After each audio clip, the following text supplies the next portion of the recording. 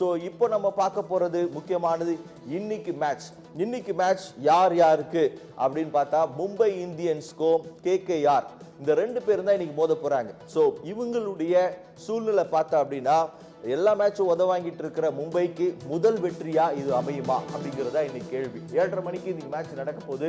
So பயங்கர high ப்ரெஷர்ல Mumbai Indians இந்த கேமை எதிர்கொள்றாங்க. யார் யாருக்கெல்லாம் ப்ரெஷர் அப்படின்னு சொன்னா ரோஹித் சர்மாக்கு பயங்கரமான ப்ரெஷர். ஏன்னா ஆடின எந்த மேட்ச்மே அவர் பெர்ஃபார்ம் பண்ணவே இல்லை. அட்லீஸ்ட் ஸ்கை சூரியகுமார் யாதவாவது ஒரு 40-50 ரன் அடிச்சிருக்காரு. ஹர்திக் பாண்டியா ஒரு கேம் விளையாடவே இல்லை. இப்படிப்பட்ட சூழ்நிலையில இன்னைக்கு மேட்ச் எப்படி இருக்க போகுது பார்க்கலாம். லிவி, ஸோ இன்னைக்கு மேட்சை பொறுத்த வரைக்கும் எனக்கு தெரிஞ்சு ரெண்டு டீமுமே வின் பண்ணி ஆகிற ஒரு சுச்சுவேஷனில் இருக்காங்க. ஏன்னா லாஸ்ட் இயர் சாம்பியன், இன்னொரு சைடு பார்த்தீங்கன்னா 5 டைம்ஸ் சாம்பியன். ஸோ இந்த ரெண்டு டீமும் பார்த்தீங்கன்னா ரெண்டு டீமுமே ஒரு நல்ல ஸ்ட்ராங்கான லைன் அப் தான் வச்சுருக்காங்க.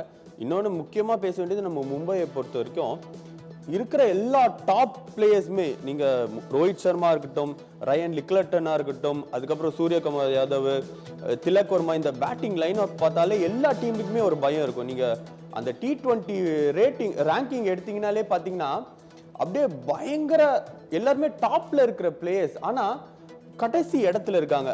ஏன் அப்படின்றது தான் ஒரு கேள்விக்குறியா இருக்கு. மேபி மும்பை ஒரு பும்ரா இல்லாத ஒரு மும்பை அந்த போலிங் லைன் அப்ல இன்னும் டைட்டா இல்லையோ. ஏன்னா அங்க பாத்தீங்கன்னா ஆல்ரெடி போல்ட் இருக்காரு, தீபக் சார் இருக்காரு, இன்னொன்னு பாத்தீங்கன்னா ஹர்திக் பாண்டியா, இவங்க 3 பேருமே நல்லா தான் போலிங் போடுறாங்க. பட் ஆனா விக்கெட்டே எடுக்க முடியல. ஸோ ஏன் விக்கெட் எடுக்க முடியல அப்படின்றது தான் எல்லாரோட கேள்விக்குறியா இருக்கு. ஏன்னா பயங்கரமான ஒரு ப்ரெஷர். மேபி மேனேஜ்மெண்ட் சைட்லேருந்து இந்த மும்பைக்கு ஒரு ஹெவியான ஒரு ப்ரெஷர் வருதானே தெரியல. ஏன்னா ஆடக்கூடிய பிளேயர்ஸ் எல்லாருமே அப்படியே வெளியே சும்மாவே இருக்கிற மாதிரியே இருக்கு. ஏன்னா சூரியகுமார் யாதவா இருக்கட்டும், திலக் வர்மாவா இருக்கட்டும், ரோஹித் சர்மா இருக்கட்டும், 3 பேருமே பார்த்தீங்கன்னா பெரிய ஹிட்டர்ஸ்.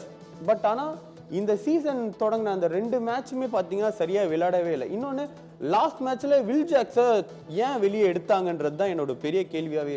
ஏன்னா பட் இந்த மேட்ச்ல அவரை கொண்டு வந்தே ஆகணும். ஏன்னா வில் ஜாக்ஸ் பார்த்தீங்கன்னா T20க்கு ஒரு பக்காவான ஒரு பிளேயர். பட் அவர் ஏன் லாஸ்ட் மேட்ச் தூக்குனாங்க அப்படின்ற கேள்வி தான் எனக்கு ரொம்பவே இருக்கு.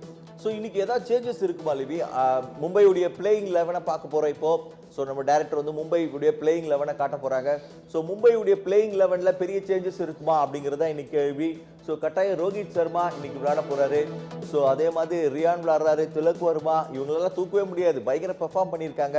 வில் ஜாக்ஸ் இன்னைக்கும் விளையாடுவாரு, ஹர்திக் பாண்டியா இருக்காரு, நமந்தீர் இருக்காரு. அவங்களுடைய போலிங் டிபார்ட்மெண்ட்ல தான் கொஞ்சம் வீக்காக இருக்கிற மாதிரி ஐ ஃபீல்.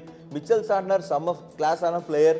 அவங்களுக்கு எப்படா பும்ரா வருவார் அப்படிங்கிறதா மொத்த இந்தியாவும் மும்பை இந்தியன்ஸுடைய ஃபேன்ஸுக்கும் அதிக எக்ஸ்பெக்டேஷன். பும்ரா வந்துட்டார்னா போலிங் டிபார்ட்மெண்ட் மேலே இருக்கிற எந்த ப்ரெஷர் எல்லாமே குறைஞ்சிரும் அப்படிங்கிறது தான். ஸோ இதுதான் இன்னைக்கான பிளேயிங் 11. ஸோ இந்த பும்ராவை பற்றி தான் எல்லாருடைய எக்ஸ்பெக்டேஷன். ஆனால் இன்னைக்கு ஒரு சோகமான செய்தி, இன்னைக்கு மேட்ச்ல அவர் விளையாட மாட்டார் அப்படிங்கிறதா தகவல்.